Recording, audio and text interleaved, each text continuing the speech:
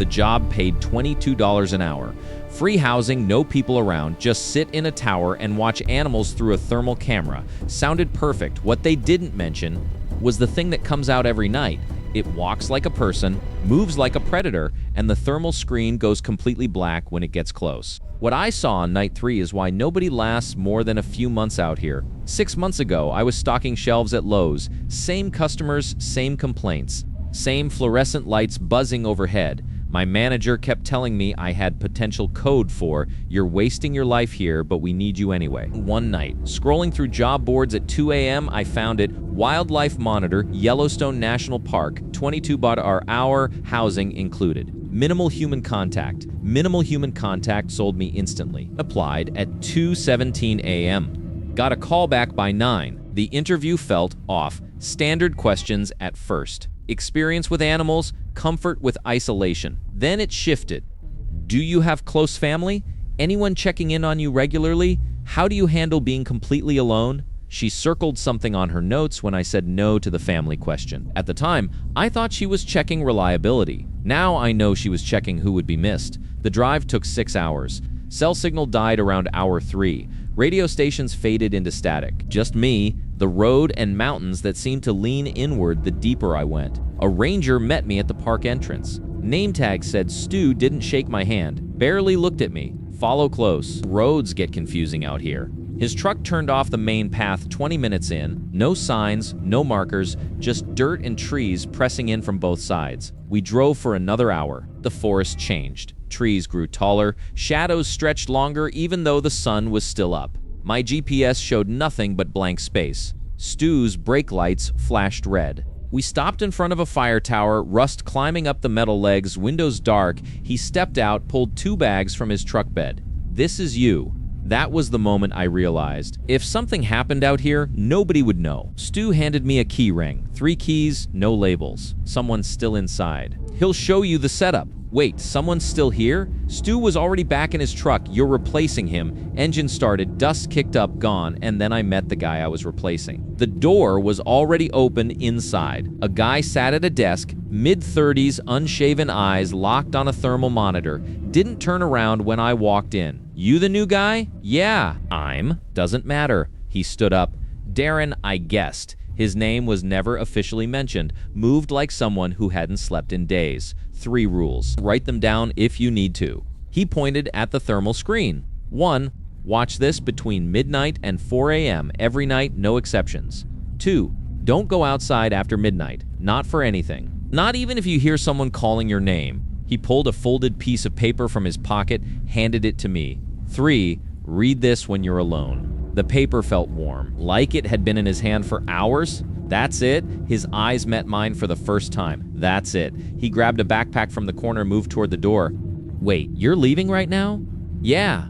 Don't you need to show me how everything works?" He stopped in the doorway, didn't look back. "You'll figure it out. Everyone does." "What about supplies?" "Contact info. Emergency. Don't go out after midnight." The door slammed. His footsteps hammered down the metal stairs. Gone. I stood there holding the note, unfolded it slowly. 3 lines, handwritten, shaky letters. Don't go out after midnight. Don't look them in the eyes. They remember faces. At that point, I still thought this was a joke. Night 1 was quiet.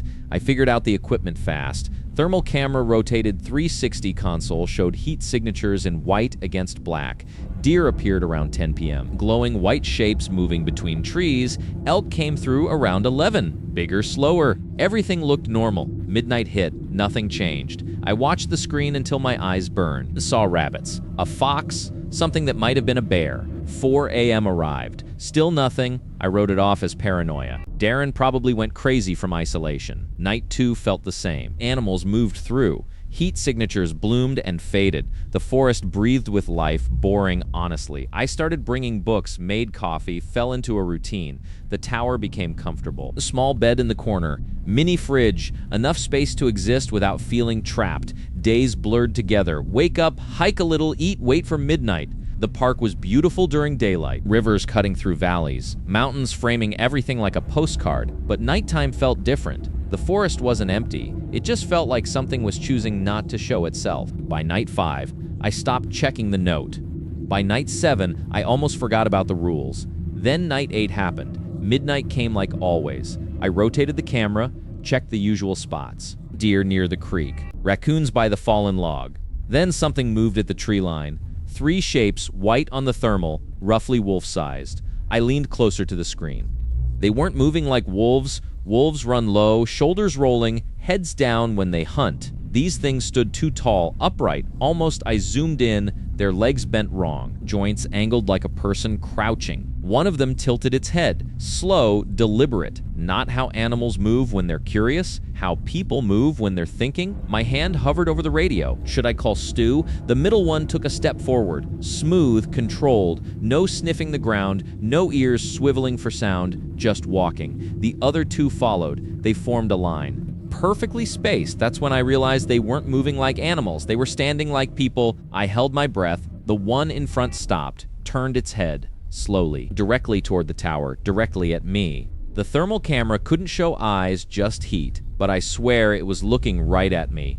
My chest tightened. The screen flickered. When it cleared, they were gone. I told myself it was bears. Bears stand upright. Sometimes everyone knows that, checking for threats, sniffing the air. Totally normal, the way they move, just the camera angle. Thermal imaging distorts things, makes shapes look weird. I wrote it down in the logbook. 3 bears, north tree line, 12:14 a.m. My handwriting looked shaky. Morning came, I made coffee. Sat by the window. The forest looked peaceful. Birds singing. Sunlight filtering through branches. Nothing sinister about it. I could leave.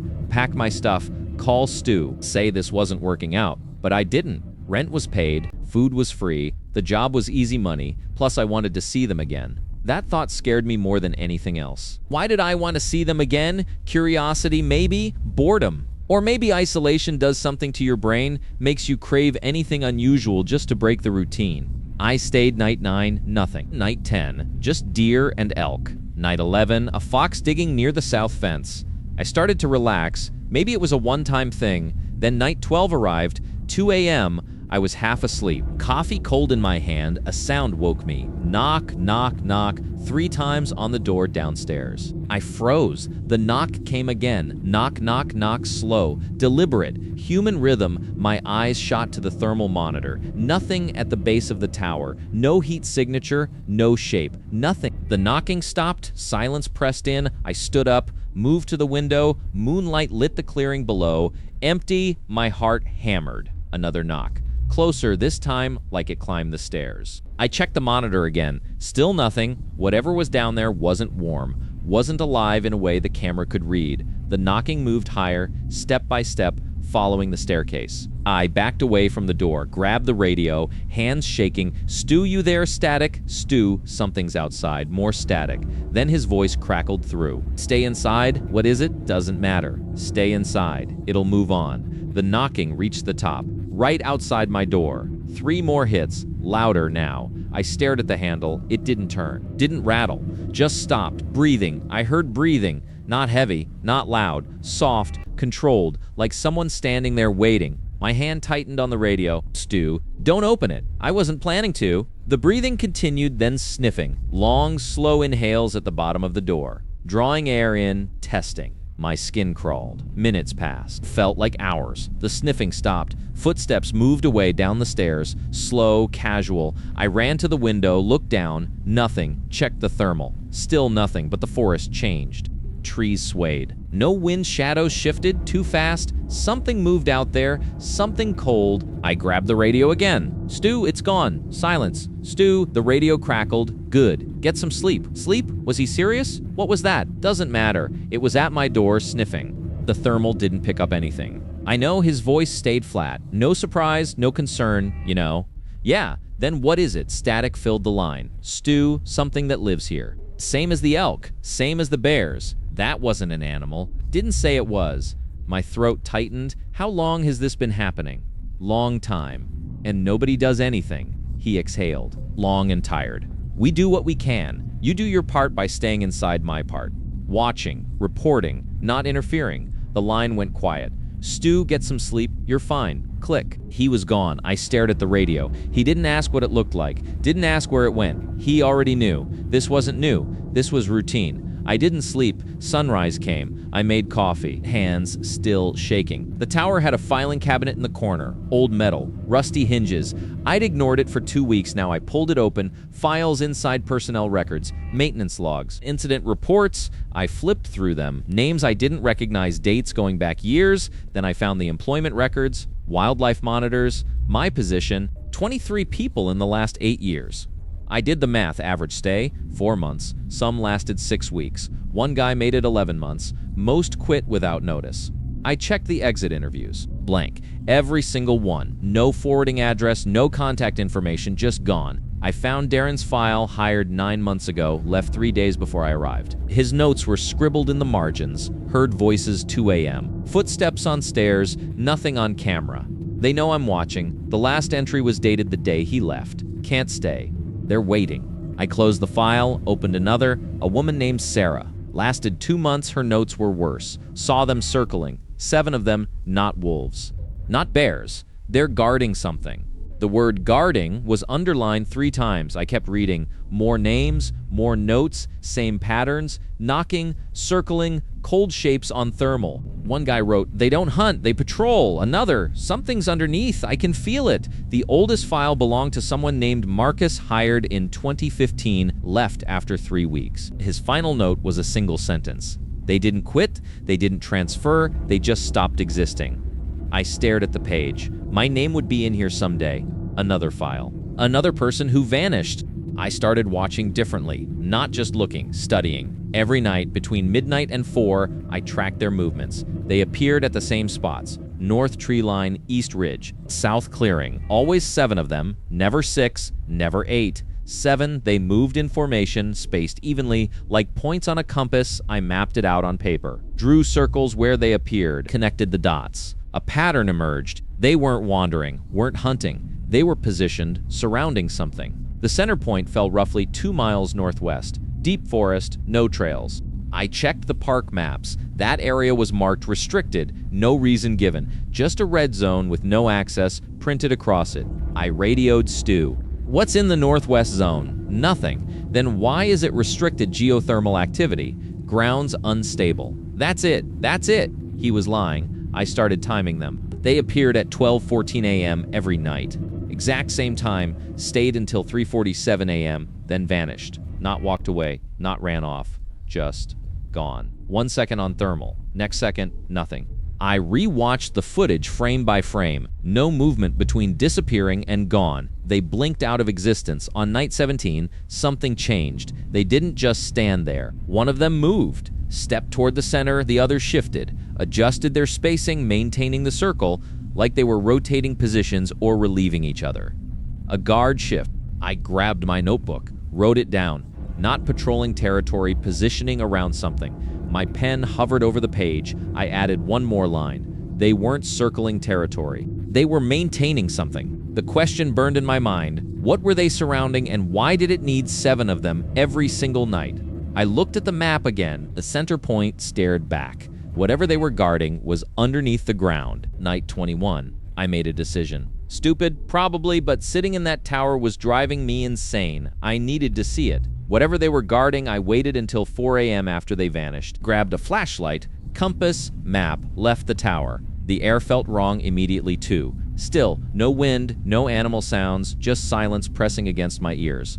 I headed northwest, followed the coordinates I'd mapped. The forest grew denser, trees blocking moonlight. My flashlight cut through darkness. Thin beam, barely enough. 20 minutes in, I noticed something. The trees, they bent away from the path, not broken, not damaged, growing at angles, leaning outward like they were avoiding something ahead. I kept walking. The ground changed. Softer, warmer. I knelt down. Touched the dirt.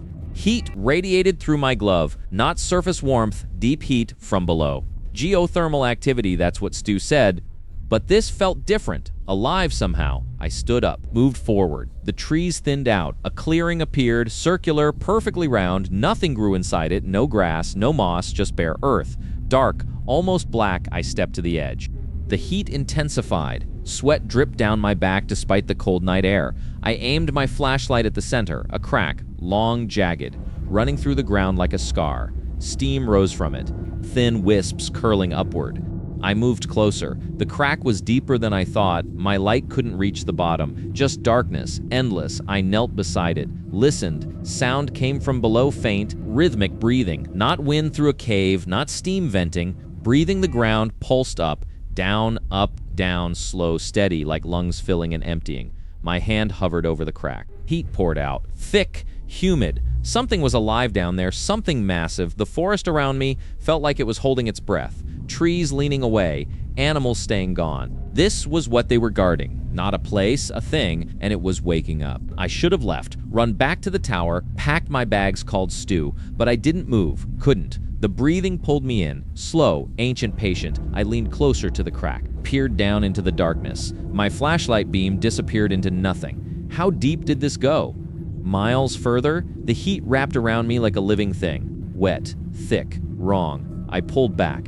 That's when I felt it. Eyes watching me, not from the crack. From behind, my spine locked. Slowly, I turned my head. 7 shapes stood at the tree line. Tall, too tall to be wolves. Standing upright, perfectly still. The flashlight beam hit the nearest one. Pale skin, gray, stretched tight over bone, long limbs. Fingers ending in black claws. But the face looked human. Gaunt, hollow cheeks, lips pulled back, and the eyes. God, the eyes, human eyes, wide aware, intelligent, staring directly at me. I stumbled backward. The flashlight slipped from my hand, hit the ground, rolled, beam spinning, flashing across their faces. 7 of them, all watching, none moving. My breath came in short gasps. What are you? The words left my mouth before I could stop them. The nearest one tilted its head, slow, curious. Its mouth opened. No sound came out, but I understood, not words, not language. A feeling pushed into my mind, old, endless, hungry. They weren't animals, they weren't wolves, they were something else, something closer to vampires.